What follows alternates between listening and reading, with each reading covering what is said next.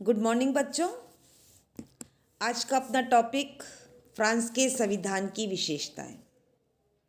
इससे पूर्व अपन ने पिछले 2 लेक्चर में स्विट्ज़रलैंड जो प्रत्यक्ष प्रजातंत्र का घर है उसकी विशेषताओं पर चर्चा करी और स्विट्ज़रलैंड के संविधान से पहले आप लोगों ने अमेरिका और ब्रिटेन के संविधान की विशेषताओं को पढ़ा।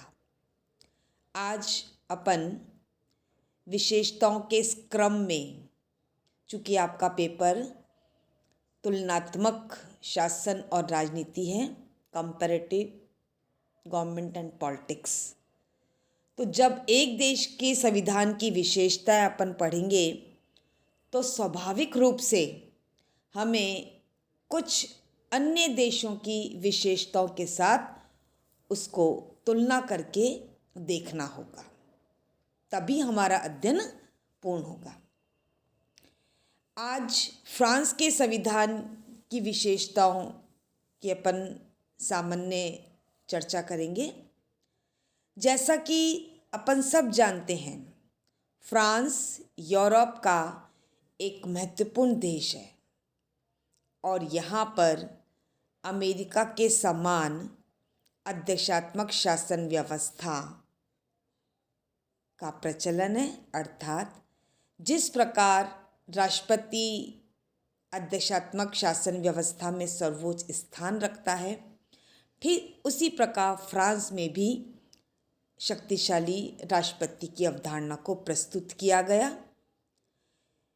1958 में फ्रांस का 5वां संविधान और 17वां गणराज्य रिपब्लिक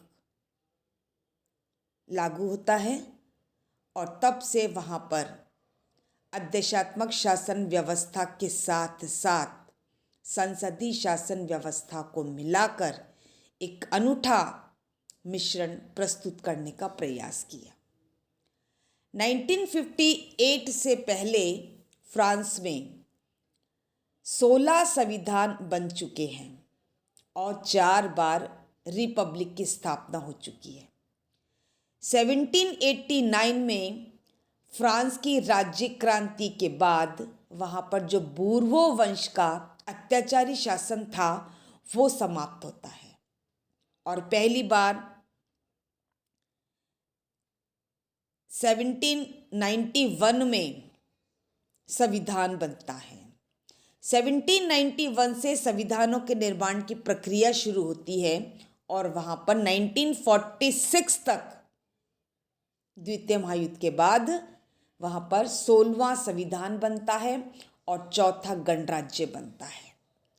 1946 से लेकर 1958 तक वहाँ पर पूरी तरह से संसदीय शासन व्यवस्था है, उस प्रकार की जिस प्रकार की भारत की और ब्रिटेन की संसदीय शासन व्यवस्था है।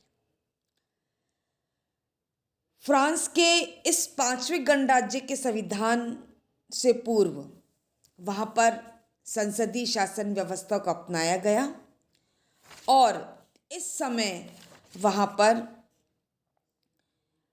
जनरल डी गाल जो राष्ट्रपति थे उनके नेतृत्व में एक समिति बनाई गई और इस चीज़ को महसूस किया गया कि इस पीरियड में संसदीय शासन व्यवस्था में राजनीतिक स्थायित्व का अभाव देखा गया है। इस राजनीतिक स्थायित्व को प्राप्त करने के लिए जनरल डी गाल के नेतृत्व में वहाँ पर नए संविधान का प्रारूप तैयार किया गया, जिसे 3 सितंबर 1958 को स्वीकार कर लिया गया। तो इस प्रकार फ्रांस में जो संविधान है वो 1958 से लागू है, 5वें गणराज्य और 17वां संविधान। यहाँ के संविधान निर्माताओं ने इस चीज़ को महसूस किया कि हमें जो संसदीय शासन व्यवस्था की अच्छी चीज़ें हैं, जैसा कि वहाँ पर भी 1946 से लेकर 1958 तक के बीच का जो पीरियड है वो संसदीय शासन व्यवस्था है, उस चीज़ को भी रखा जाए और अमेरिका के समान एक शक्तिशाली अवधारणा को भी प्रस्तुत किया जाए। ये दो परस्पर विरोधी शासन व्यवस्थाएं का जो मिश्रण है वो फ्रांस के संविधान की एक प्रमुख विशेषता मानी जाती है। अब जहाँ तक फ्रांस के संविधान की विशेषताओं का प्रश्न है, जिसमें हम कह सकते हैं पहली विशेषता, फ्रांस का संविधान भी निर्मित संविधान है और लिखित संविधान है, यानी इस संविधान को बनाया गया है। जिस प्रकार भारत के संविधान को बनाया गया है उसी प्रकार फ्रांस के संविधान का भी निर्माण हुआ है, उसे निर्मित किया गया है। इसकी एक प्रस्तावना है, 15 खंड हैं, 92 अनुच्छेद हैं और इस दृष्टि से यह संविधान छोटा संविधान है। इस संविधान में जो लिखा हुआ है उसकी भाषा बहुत अधिक सरल है। तो ये संविधान लिखित और निर्मित है और जो प्रस्तावना में बताया गया है, जो संविधान के स्रोत है, जो सोर्स हैं, जो आदर्श हैं, जो लक्ष्य हैं एवं राजनीतिक ढांचे को उसमें अभिव्यक्त किया गया है। और इसमें चौथे गणराज्य की संविधान की प्रस्तावना के जो 3 मूल सिद्धांत थे, नागरिक अधिकार, अंतर्राष्ट्रीय दायित्वों और समुदाय या फ्रांसीसी संघ को स्वीकार किया गया है। और इस प्रस्तावना का उद्देश्य 1789 की मानव अधिकारों की घोषणा को पुष्ट करना था। मानव अधिकारों की घोषणा को पुष्ट करना इस संविधान का प्रमुख उद्देश्य था। प्राकृतिक कानून और सामान्य इच्छा पर आधारित होने से यह स्वतंत्र भाषण, प्रेस, सभा और धर्म के अधिकारों की गारंटी देती है। इन सब चीज़ों को केवल कानून द्वारा ही मर्यादित किया जा सकता है। फ्रांसीसी संविधान की प्रस्तावना में नागरिकों के निजी संपत्ति के अधिकार को सुरक्षित रखा गया है, परंतु इसे भी कानून द्वारा सार्वजनिक उद्देश्यों एवं मुआवजा देकर अधिकृत किया जा सकता है। यदि आवश्यकता पड़ी निजी संपत्ति को लेकर तो सरकार उस संपत्ति को ग्रहण कर सकती है और उसको उस संपत्ति के बदले मुआवजा दे सकती है। कानून के समक्ष स्त्री और पुरुष समान है और प्रस्तावना में नागरिकों को स्वेच्छाचारी गिरफ्तारी, स्वेच्छाचारी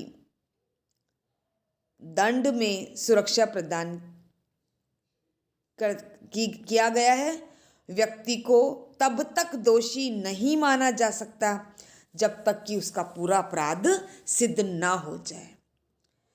प्रस्तावना की विशेषता यह भी है कि नागरिकों को आजीविका प्राप्त करने यानी रोजगार प्राप्त करने, अपने अनुसार कार्य करने, अपने हितों की रक्षा करने और व्यापारिक संघों में शामिल होने और कानून की सीमाओं में रहते हुए हड़ताल करने के अधिकार को भी सुरक्षित रखा गया है।